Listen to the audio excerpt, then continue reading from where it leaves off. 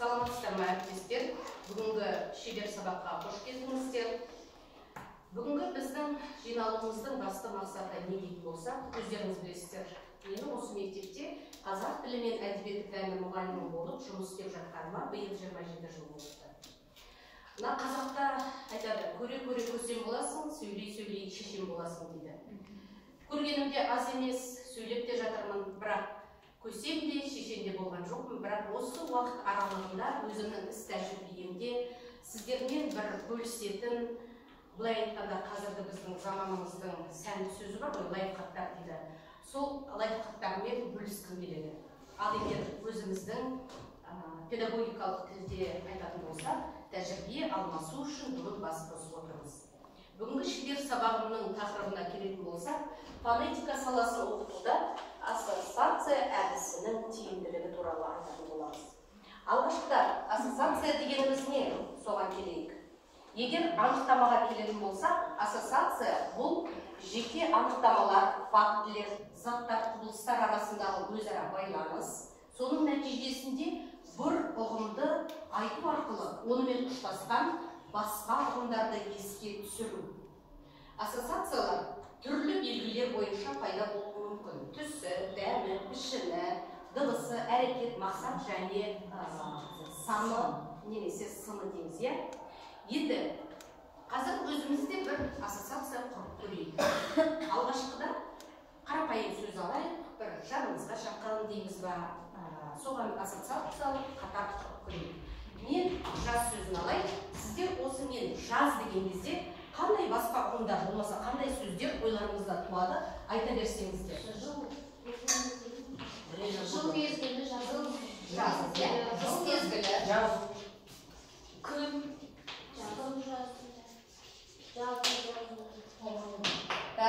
күн, тағда, ыстық, іс-әрекет,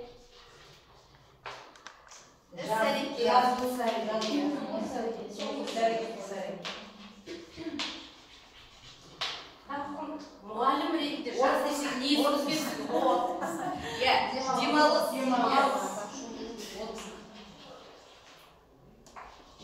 Ал мен өзімнің сөзімді қосқым келеді, мен курорт деп қосайын. Жағажай. Немесе балмұзда тағы басқа сөздерді біз қоса аламыз. Енді қараңыздар, ассоциация дейді. Міне осыны ассоциация дейміз. Біз қазір ассоциациялық қатар құрып отырмыз. Енді осы ассоциацияны құру сабақтың қай мезгілінде тиімді дейтін болса, бұл сабақта ассоциация қолдану арқылы оқушылардың шығармашылық қабілеттерін, белсенділігі дамиды, логикалық ойлауына ықпал ете аламыз. Сонымен қатар ең басты бұл жерде дамытатынымыз есте сақтау қабілеттері дамиды. Оған менің өзімнің де көзім жетіп отырғандықтан осы тақырыпты алып отырмын. Ендігі кезекте осы әдісті сабақтың қай кезеңдерінде қолдану тиімді дейтін болса, әсіресе мына ұйымдастыру кезеңдерінде ең тиімдісі жаңа сабақты өту барысында. Балаларға жаңа сабақты өткен уақытта жаңа ұғымдармен таныстырамыз, қазақ тілі сабақтарында жаңа сөздермен таныстырамыз. Сол уақытта осы әдіс өте тиімді болып келеді. Өйткені біріншіден балалар айтылған сөзге, айтылған ұғымға олардың ойында не бар екенін көре аламыз. Балалардың бір ой ұшқырлығы аяқ астында. Сонан кейін бұл әдістің тағы бір тиімділігі балаларда еркіндік, ешқандай қорқыныш туындамайды. Өйткені бұның ережесі жоқ қой. Алдын ала өткен тақырып емес, мен есіме түсіруім керек деп қорықпайды. Балаларда қандай да бір еркіндік, өзінің ойларын еркін айтуға, сол арқылы сабаққа деген бір қызығушылық, балаларды бір серпіп алуға да мүмкіндік беретін тәсіл дейміз. Енді сабаққа қолдануға келетін болса, менің тақырыбым фонетика, фонетика саласын алып отырмын. Неліктен? Өйткені мен өзімнің іс тәжірибемді фонетиканы біз 5-ші сыныпта өтеміз. Біз қазағына жоғары сыныпта жұмыс істейтін мұғалімдер 5-ші сыныпта біз фонетика саласынан бастаймыз қазақ тілін. Ал енді бастауыш сынып сіздерге келетін болса, бастауыш сынып сіздер бала қалай мектеп қабырғасын аттайды. Содан бастап сіздер әріптермен таныстырасыздар да, әрине әріп дегеніміз ол дыбыстардың таңбасы. Балаларды оқуға, айтуға, жазуға үйретесіздер. Ендеше бұл фонетика саласы сіздерге бізден де көрі маңыздырақ, жақындырақ. Сонда да біздің алдымызға 5-ші сынып оқушылары келеді. Оқушылардың жас ерекшелігін ескеретін болсақ, 5-ші сынып біз үшін 1-ші сыныпқа келгенде көз алдымызға кішкентай балалар ұқсап көрінеді. Бұл кезде балалардың бір ойынға құмарлығы, сондай кез келген нәрсені ұстап көруге, өздері жасап көруге құмар, әр нәрсеге бір белсенді, бір қызығушылығы артып отыратын кезең. Сондықтан осы тұста балалардың сол жас ерекшелігіне қажетті дүниені беруге тырысуымыз керек. Енді мына жерде жаңағы фонетика саласын бастамас бұрын біз айтамыз, фонетика дегеніміздің өзіне. Менің мақсатым сіздердің фонетика саласы бойынша теориялық материалдарыңызды арттыру емес. Бұл жерде осы теориялық материалды қаншалықты бала есінен шықпастай қылып бір есіне сақтап алу үшін қандай бір тәсілдер бар. Өзімнің тәжірибемде көзім жеткендіктен осы бірнеше жаңағы өзімнің пайдаланған именно осы ассоциация әдісін пайдаланғанда қол жеткізген жетістіктеріме көзім жеткендіктен осы айтып өткім келіп отыр. Енді қараңыздар, фонетика саласын өтпес бұрын біз айтамыз, фонетика ол тіл білімінің бір саласы дейміз. Ендеше балаларға айтамыз, қанша сала бар, тіл білімін зерттеу үшін, оқу үшін бізде 5 сала бар дейміз, 5 сала. Менің осы қолымды, саусағымды бүйтіп ашып тұрған, мен 5-ші сыныптан бастап қанша классқа сабақ беріп, қазіргі олар 10-ші класс болсын, 11-ші класс болсын отырып, балалар мынау не десем, олар қол саусақ демейді. Олар айтады, бұл тіл білімі ғой, тәте, соның 5 саласы ғой, ол айтады фонетика, жаңағы лексика, ары қарай грамматика, пунктуация, стилистика деп кетеміз, осы көз алдарында менің қолымның ассоциация немен туады? Менің қолым біріншіден 5 саусағым. Үнінден осы тұста мен балаларға жаңағы сурет салуды ұсынамын. Міне 5 саланы мен бірінші үйретіп алдым. Қазақ тілін оқу үшін, білу үшін бірінші осы 5 саламен жүреміз. Біз енді фонетиканы бастаймыз. Ол тіл дыбыстарын зерттейді деймін да. Енді үйге тапсырма беремін. Балалар үйден осы 5 саланы сендер, мен көз алдыма 5 саусақ болып тұр. Бұл менің ассоциациям. Ал сендерге қалай көз алдарына келеді осы тіл білімінің саласы деген уақытта балалар үйден өздері сурет салып келеді. Енді сол балаларға үйге тапсырма ретінде осы 5 саласын сендер көз алдарына қалай елестейді десек, бір балалар мысалы үй түрінде салады, тіл білімінің салалары дейді да, жаңағы фонетика, лексика деп мысалы үй түрінде көреді. Осы өздерінің салған суреттері олардың есінде осы күй қалады.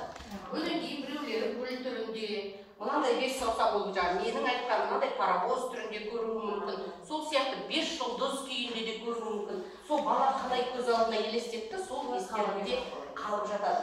Бұл тіл білімінің жаңағы 5 саласын айтқан уақытта қолдануға болады. Енді дыбыстардың жасалуы. Фонетикада біз бірден айтамыз, фонетика тіл дыбыстарын зерттейді дейміз. Енді дыбыстар қалай жасалынады деген кезде бізде айтамыз, мына өкпедегі ауа сыртқа, алдына сөйлеу аппараты дейміз ғой, сөйлеу мүшелері арқылы сыртқа шыққанда дыбыстар пайда болады дейміз. Дыбыстар мүшелерін білеміз біз жаңағы өкпеден бастап тамақ, төбе, арғы, тіл, таңдай, езу, ерін, иек сияқты. Осы дыбыстау мүшелерін енді балалар өздері де сезіп отыр ғой, көріп те отыр.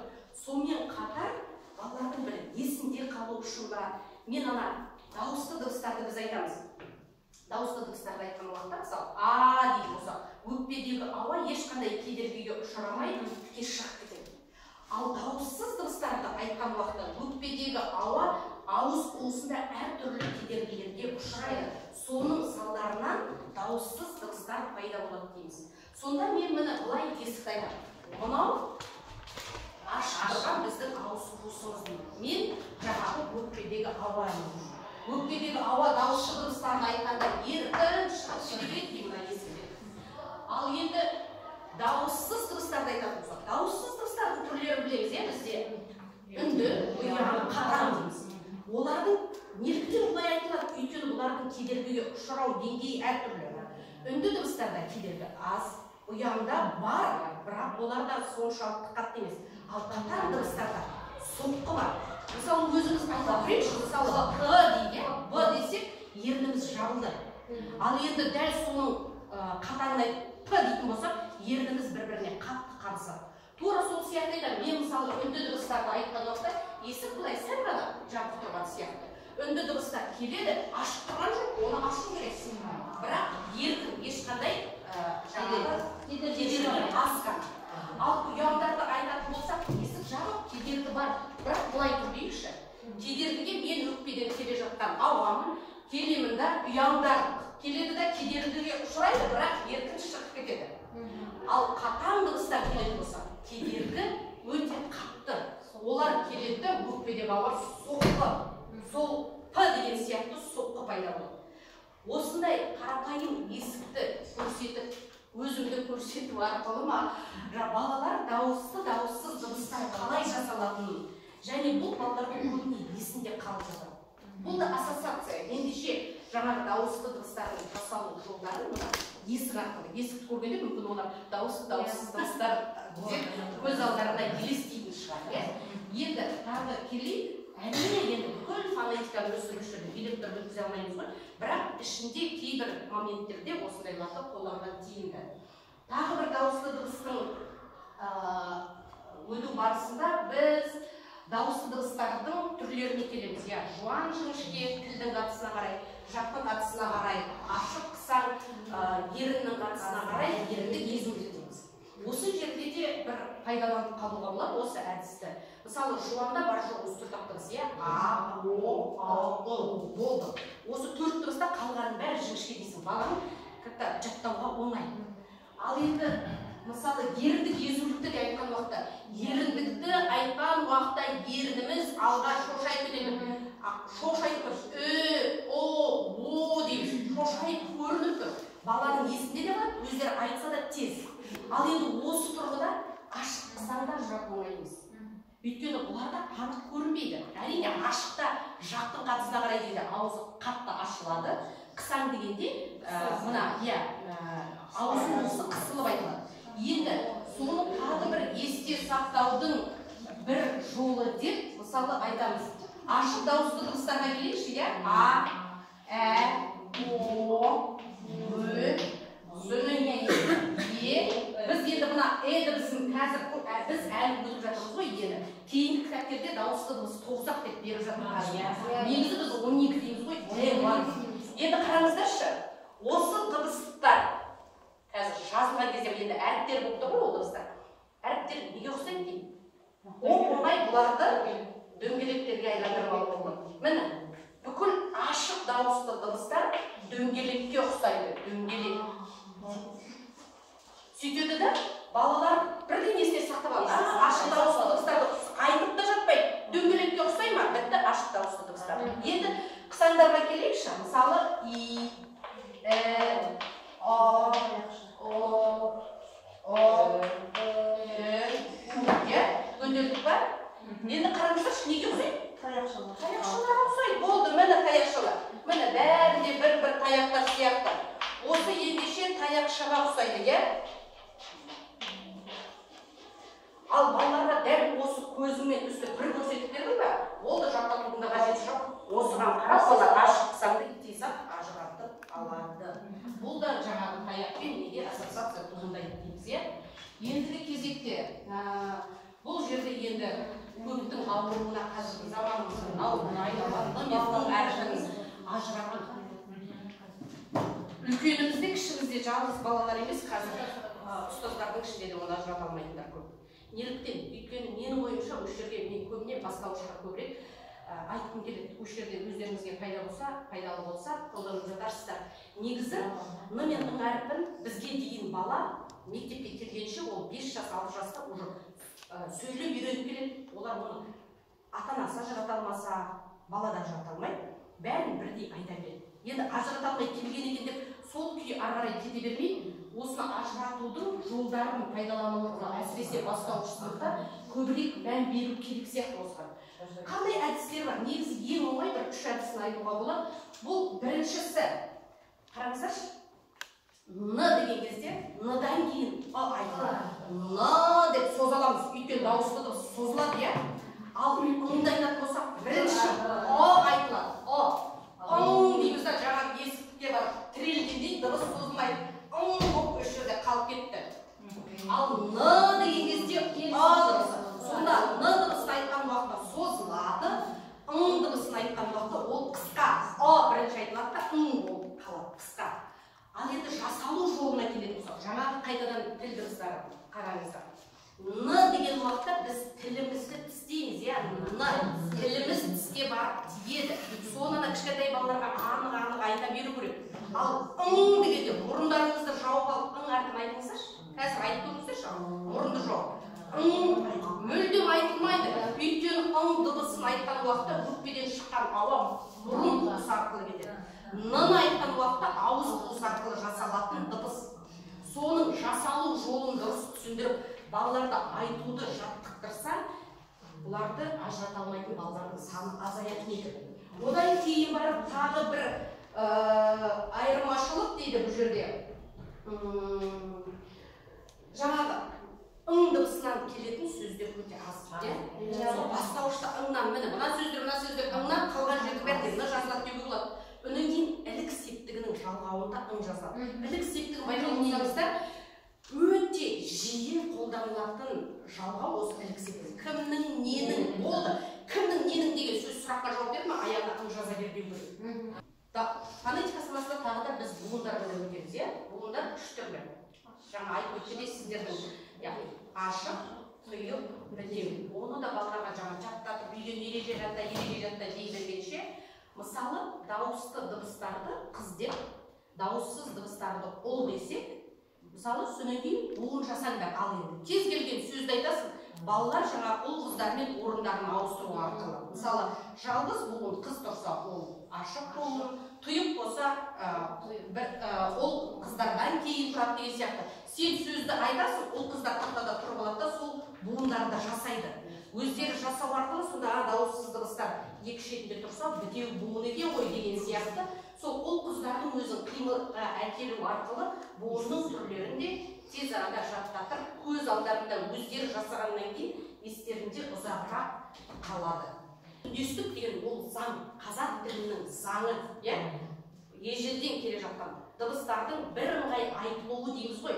Сөздерде бізде қазақ тілінде егер сөз бастапқыда жуан болса, барлық қосымшалар жуан. Егер ол жіңішке болса, барлық қосымшалар жіңішке жауану керек.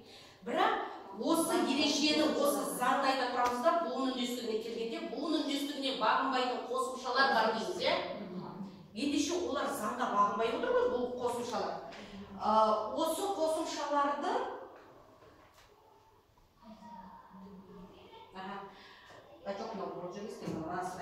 мына жерде буын үндестігіне бағынбайтын қосымшалар, бізде бірнеше қосымшалар бар. Олар заңды бұзып отырған жоқ па? Міне үндестік заң. Заңды бұзушыларды біз кім дейміз? Қылмыскер дейміз. Балаларға осы қосымшалар бандит қосымшалар дейміз ғой.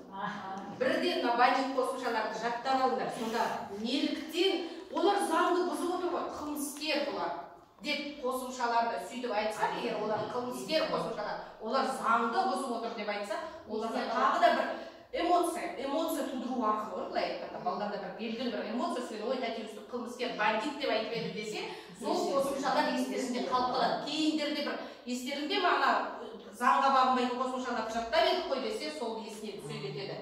Енді үндестік заңының тағы біріне дыбыс үндестігі, ілгерінді ықпал, кейінгі ықпал, тоғыспалы ықпал деген бар. Бұл жерде жаңағы қараңыздар, ілгерінді ықпалда стрелка, жаңағы стрелка алдыға қарай, алдыңғы дыбысты өзгеріске ұшыратады. Оның төбесіне біз стрелканы міндетті түрде алдыға қарай қоямыз. Ілгерінді ықпал деген кезде стрелка алдыға қарайды, кейінгі ықпал дегенде кері қарай қарайды. Ал тоғыспалы ықпал десек, екі жақтан келеді да, екі дыбыстар өзгеріске ұшырайды. Мына жерде тұр ғой міне. Көрдіңіздер, бұл енді теориялық материалды барлықтарыңызда білесіздер. Басты сол, осыны да қарапайым, ілгерінді ықпал ма, қолыңды былай, кейінді ықпал ма, былай, тоғыспалы ықпал ма, бүйтіп тұрасың. Бәрі күліп атады. Не дегенде ілгерінді ықпал, тоғыспалы ықпал деп те көрсетсек, жеңіл болады. Көрдіңіздер ма, бұл қарапайым әшейін қимыл әрекет арқылы. Итак, сурет пен видеодан шаршаған балаларға қарапайым осындай тәсілдерді қолдану арқылы фонетика саласын бірсыпыра баланың есінде қалатындай қылып оқытуға болады. Енді өздеріңіз де көріп отырған шығарсыздар, негізі ассоциация белгілі бір әрекеттермен, суреттермен, басқа сөздермен оларға жаңағы ұқсастық таптыра отырып, олардың есінде қалдыру. Өткен материалды не мүмкіндігінше балалардың есінде қалдыруға тырысуымыз керек. Жаңа ережені жатта дегеннен балалар шаршайды. Қазір мына видеомен де балаларды таңғалдырып ала алмаймыз, суретпен де таңғалдырып ала алмаймыз. Сонда балалардың бойында қандай да бұл жайшылықта олар үйренген. Мұғалім ол алдына келе қабағын шытып жаңағы тұрып сабақ өткенде. Ал мұғалім әсіресе кіші кластарда олардың бойына бір күлкі тудыратындай, жаңа бір эмоция тудыратындай қимыл әрекет жасаса, олардың есінде солар әсіресе бұл жаңағы 5-ші сынып. Енді жоғары сыныптарда дәл мұндай әрекеттер жасау арқылы артық болады деп ойлаймын. Бастауыш сыныптарда, әсіресе жаңағы орта буын сыныптарында бұндайлар тиімді деп ойлаймын. Енді сонымен ассоциация әдісін қолдану сабақты қорытатын болсақ, сабақты қызықты етеді. Оқушылардың назарын аудартады, шығармашылық және логикалық ойлауды дамытады, материалды жақсы есте сақтауға ықпал етеді.